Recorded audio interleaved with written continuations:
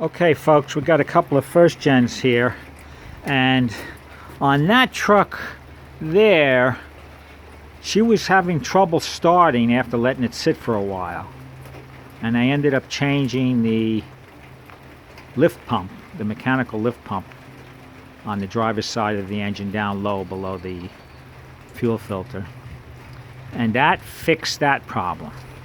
This truck did the same thing, and I changed the lift pump, but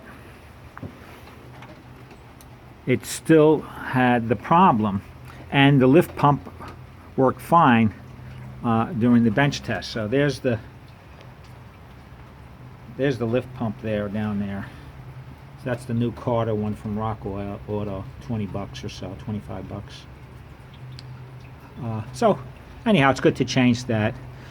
So then I noticed that there was a leak coming from the distributor head on the VE pump, first gen VE pump. So we're talking about first gen 12 valve Cummins diesels here.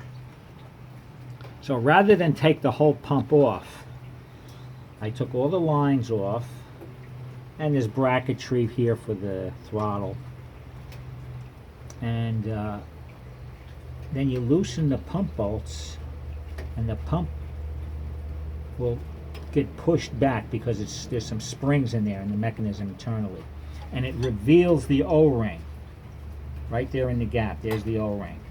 So I'm going to use a pick and pull that O-ring out. Now I left 2 screws in there, and you don't open this up very far. It's maybe a 1/4 inch or so gap, just enough to get the O-ring, and then you slip the new O-ring over the distributor.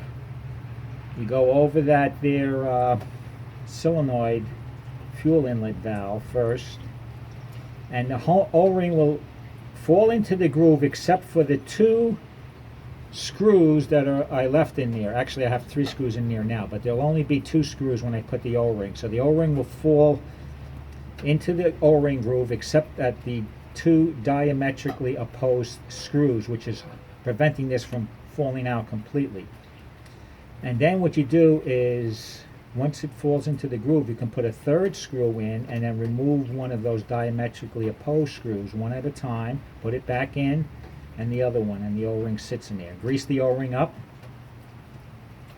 Okay, now one thing, before you do this, you want to position the pump so that the plunger in this distributor head is all the ways back towards the back of the truck.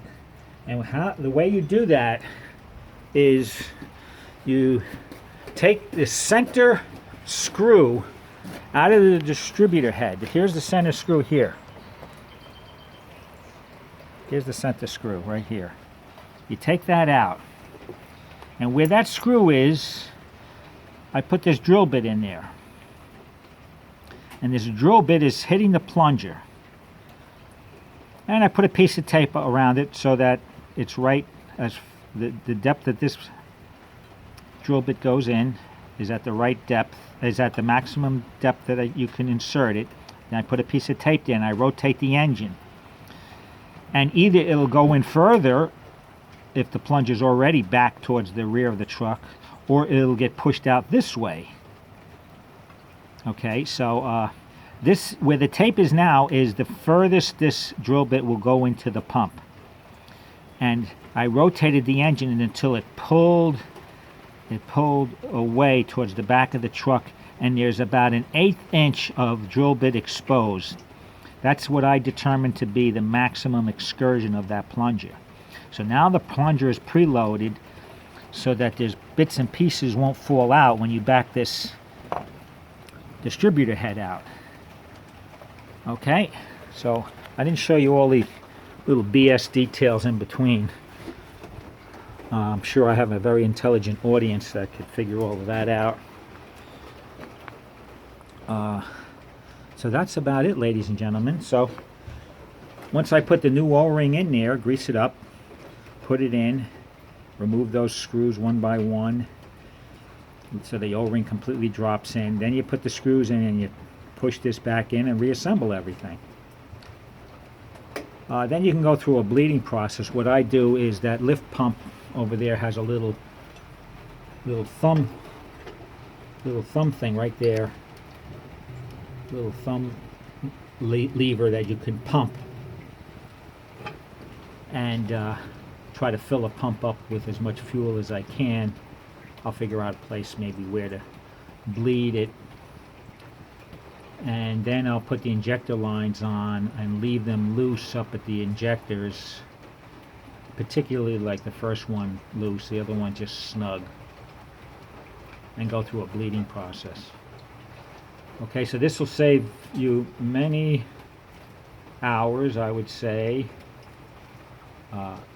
and time involved in removing the pump completely. And you can make a lot of mistakes with that timing gear in the timing gear cover housing assembly there. Right, you got the gear that drives the pump, and that has to be locked in a certain position. Has to be locked in a certain position when number one cylinder is at top dead center, and then you got to lock the pump in a certain position, and it's a big procedure that we can avoid applying this method I'm showing you here.